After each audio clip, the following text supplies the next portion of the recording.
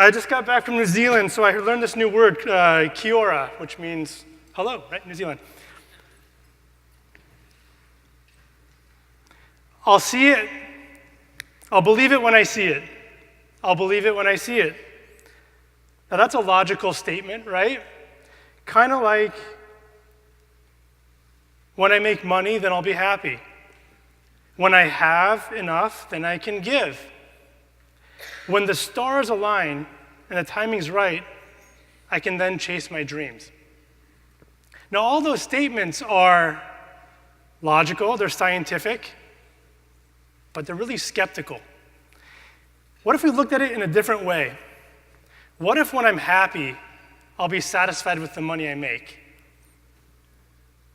What if when I give, I can then receive? What if when I chase my dreams, the timing will be right and the stars will align? Now, when I look at it that way, I get a sense of hope, optimism, and a sense of wonder. What if we're looking at it backwards? What if it isn't, I'll believe it when I see it, but really it's, I'll see it when I believe it? Now, what's a belief anyway? To me, a belief is a personal truth. It's a vision. It's a commitment to what can be. So I believed in a car repair shop. Now, we've all had that experience, right? We visit a dirty repair shop. The sales experience is opaque and pushy, and it feels like a necessary evil that needs to get done. I believe they could be different. I believe the car repair shop could be eco-friendly. The sales process could be transparent, even empowering, and it might almost be fun.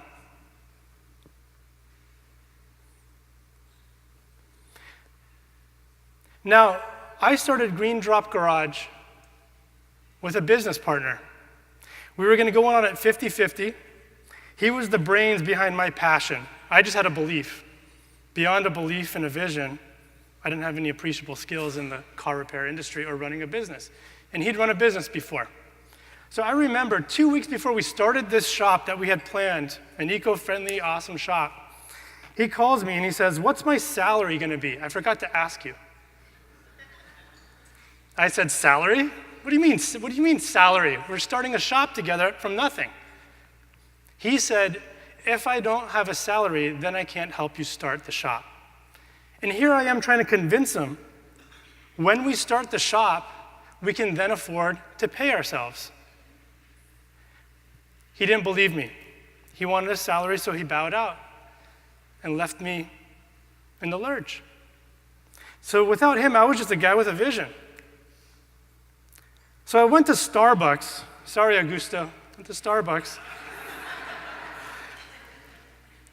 And I ordered myself a tall venti tea. I didn't drink coffee back then, so it was a venti tea, 2 tea bags. I like it strong.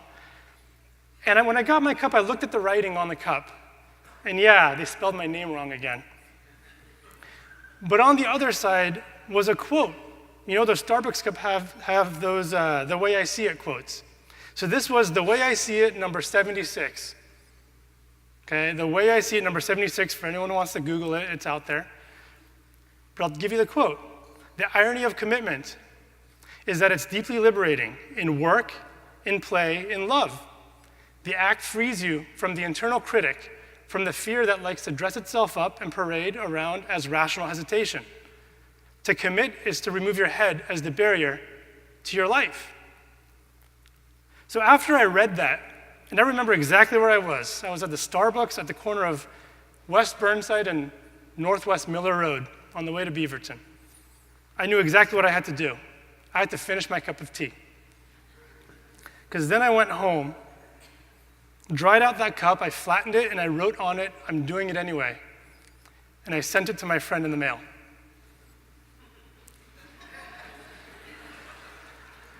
So my belief in an eco-friendly, awesome repair shop that would be kind of fun to go to was finally paired with a commitment to the process, and that's all I needed. So I started my shop not knowing anything about business.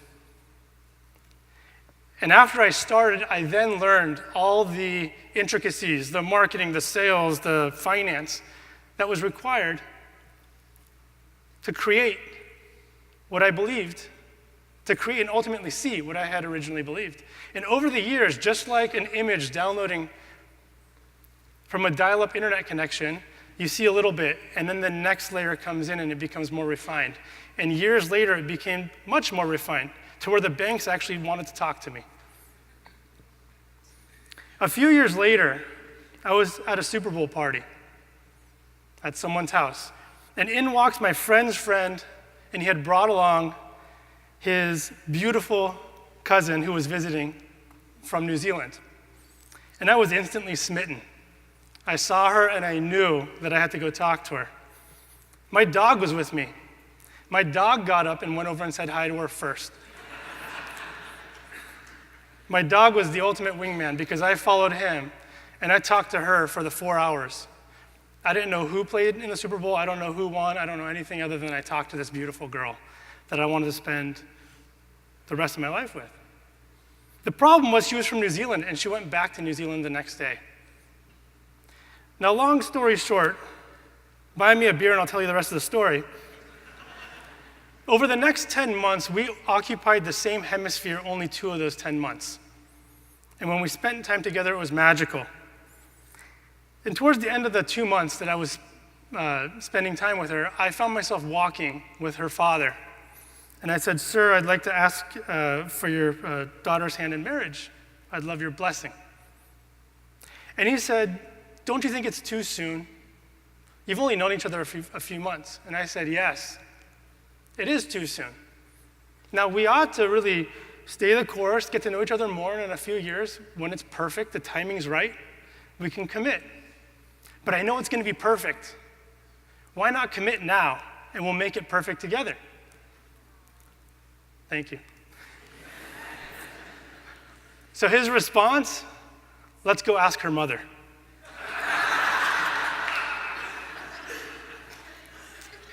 Spoiler, we got married. Society is skeptical. Business partners and business stakeholders can be skeptical. Future fathers-in-law are going to be skeptical. Believing alone isn't enough. Just like believing you can fly won't launch you into the air. But believing gives you permission to take the next critical step and commit to a process that just might launch a hot air balloon, an airplane, or a rocket to the moon, right? Think about it. Everything new, exciting, and different has been approached in this way, where someone takes a few steps into the future, plants a flag, goes back to present time, and says, "I don't know how the hell I'm going to get there, but we're going there," and commits to taking that first step. Just like, let's say, Kennedy and the moonshot, Steve Jobs with the iPhone, some dude who thought the selfie stick would be a good idea. If you're thinking you want to do something new, interesting, and exciting, and you find yourself skeptical, poking holes in the belief and the idea of what you might want to do, maybe flip that script in your head. Maybe take a step over and choose wonder over worry, and when you do that, you'll start to commit to a process, create and ultimately see what you originally believed. Thank you.